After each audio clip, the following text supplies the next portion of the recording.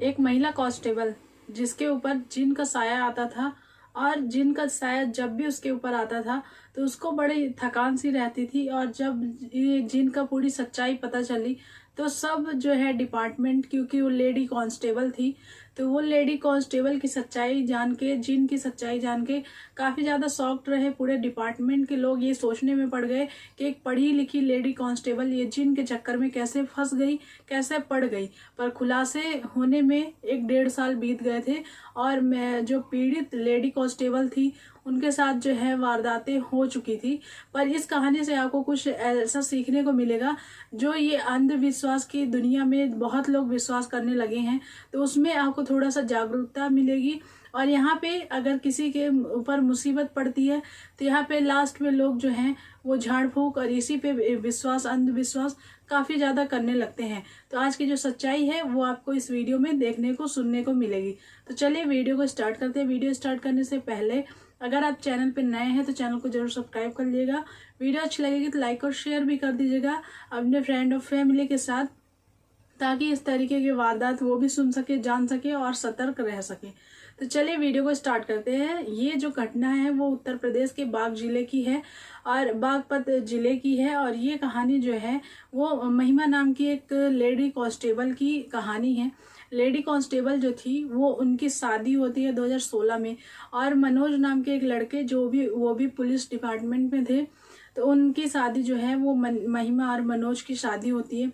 काफी अच्छी इनकी जिंदगी चल रही थी। दोनों लोग जो है गवर्नमेंट जॉब में थे, अच्छी खासी जो है इन लोगों को पेमेंट भी मिलती थी, और अपना काफी अच्छा, कोई टेंशन नहीं थी, काफी अच्छी इनकी लाइफ चल रही थी। यहाँ पे इन लोग जो है 1-1.5 साल साथ में बिताए। उसी दौरान इनका जो है महिमा जो है वो प्रेग्नेंट हो गई थी, और उन्होंने एक लड़के को जन्म दिया। तब भी काफी ज्यादा खुशनुमा इनका जो है फैमिली चल रहा था, और छोटी फैमिली थी, काफी हर चीजें जो है वो अच्छी थी। उसके बाद यहाँ पे इनका लड़का जब 3 महीने का हुआ तो एक दिन अचानक से महिमा के पास फोन आता है। जब वो घर में रहती है तब फोन आता है कि मनोज का जो है वो एक्सीडेंट हो चुका है। और जब वो स्पॉट पे जाती है जहाँ पे उनका एक्सीडेंट हो जाता है, तो यहाँ पे वो देखती है कि मनोज जो है वो इस दुनिया से अलविदा कह चुके हैं। ये देख के, ये सुन के जो है महिमा को कोई होश ही नहीं रहता, और काफी तेज वो रोने गाने लगती है। काफी ज्यादा वो उस दुखी सदमे में पहुंच जाती है। पर सब लोग उसको ये समझाते हैं कि तुम्हारे पास एक लड़का, एक बेटा है, तुमको उसकी परवरिश करनी है और इसी से अपना जीवन जो है आगे की तरफ बढ़ाना है।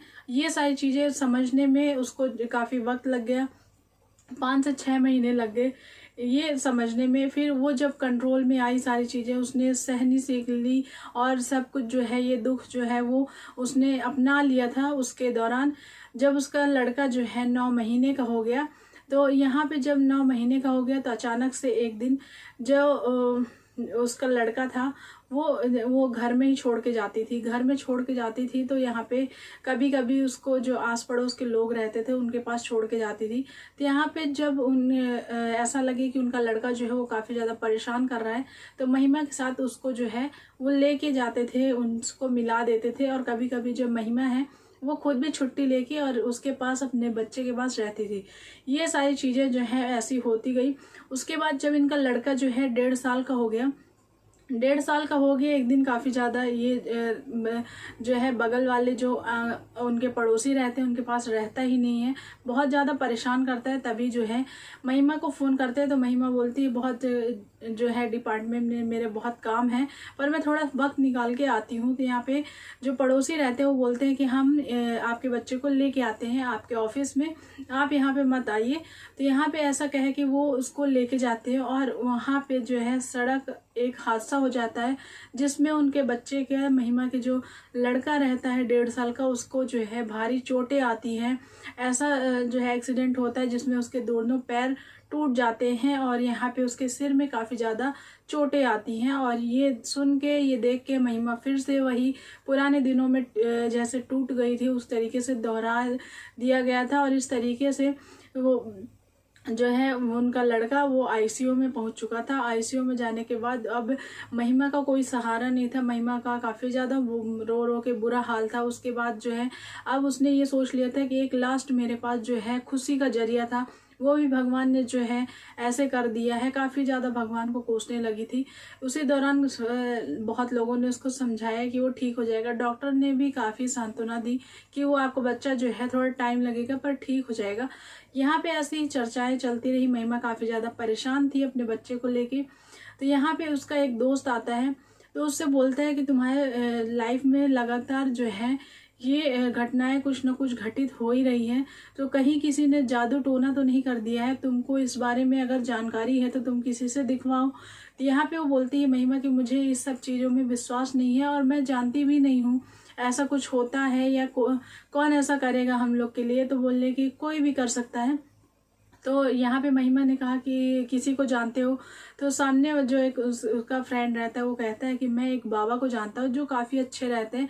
वो अगर कोई प्रॉब्लम है या कोई जादू टोना किया है तो वो जो है अच्छा सा देख के बता देते हैं तुमको, और तुमको उपाय भी बता देंगे। तुम्हारा लड़का जो है वो काफ़ी जल्दी ठीक हो जाएगा, ऐसा कह देते हैं। तो यहाँ पे महिमा जो है अपने बच्चे के लिए वो सारी चीज़ें भूल जाती है कि वो किसी पे विश्वास करती है कि नहीं, अंधविश्वास पे विश्वास करती है कि नहीं। वो बोलती है कि चलो ले चलो, मैं अपने बच्चे के लिए कुछ भी करूँगी।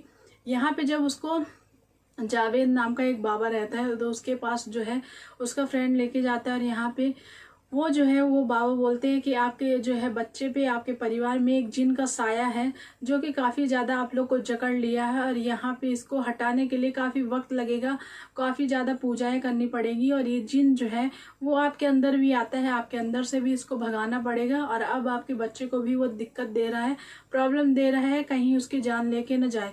यहाँ पे ये सुनने के बाद महिमा काफ़ी ज़्यादा परेशान हो जाती है, और महिमा बोलती है कि आप जो पूजा करवाएंगे तो मैं करूँगी, आप जो है मैं व्यवस्था सारी करूँगी, आप बस मेरे बच्चे को ठीक कर दीजिए।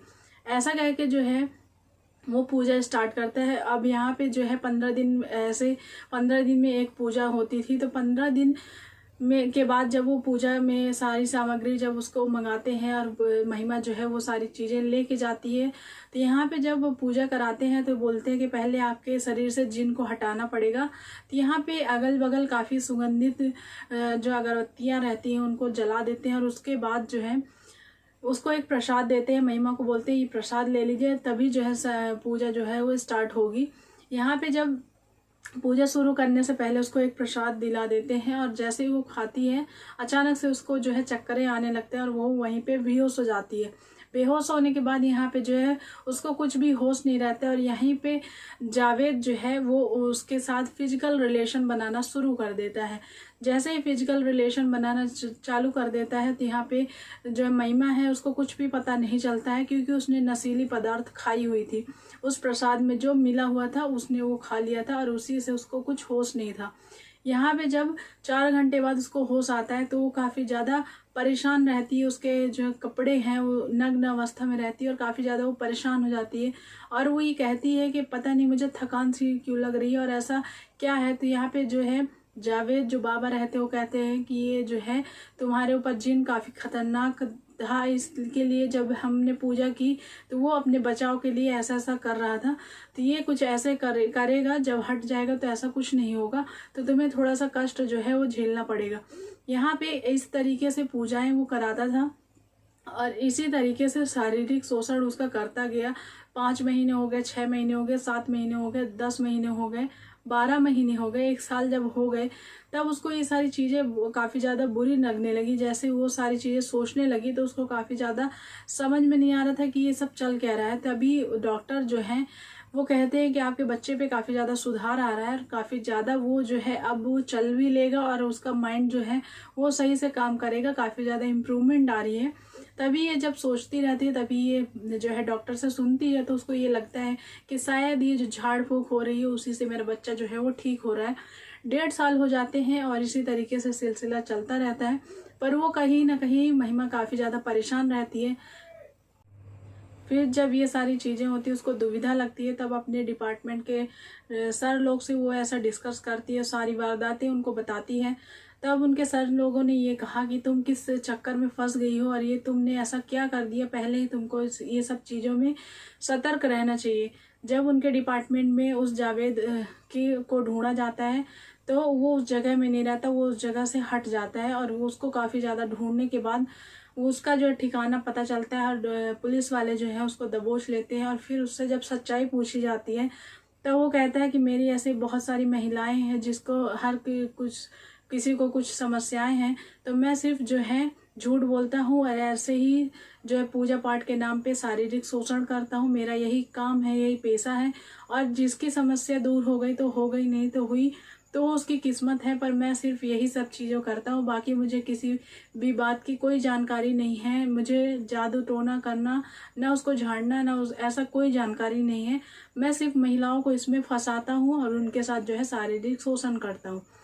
इस घटना को सुनाने में आपको किसी को भी ठेस पहुंचाना नहीं है, ना किसी को परेशान करना है। सिर्फ इतना है कि आप किसी भी चीज़ों में बिलीव करते हैं तो एक हद से ज़्यादा मत करिए कि आपके साथ बुरा होना चालू हो जाए। और अगर ऐसा कुछ करते हैं तो 2-3 लोग को बता के रखिए, ताकि सामने आप जो है डिस्कस कर रहे हैं तो सामने वाला आपको बता सके कि ये चीज़ें सही हैं या ये चीज़ें गलत हैं। और ऐसी सारी चीज़ों से सतर्क रहें। आई होप आपकी कहानी पसंद आई होगी। अपनी राय जरूर कमेंट करिएगा। कमेंट आपका काफ़ी ज़्यादा इम्पोर्टेंट रहता है। और इस छोटे से चैनल को सब्सक्राइब करके जरूर रखिएगा ताकि हमको भी मोटिवेशन मिलता रहे नई नई कहानी सुनाने के लिए। चलिए मिलेंगे कल के एक नए वीडियो में, तब तक के लिए bye bye. Thanks for watching. Thank you.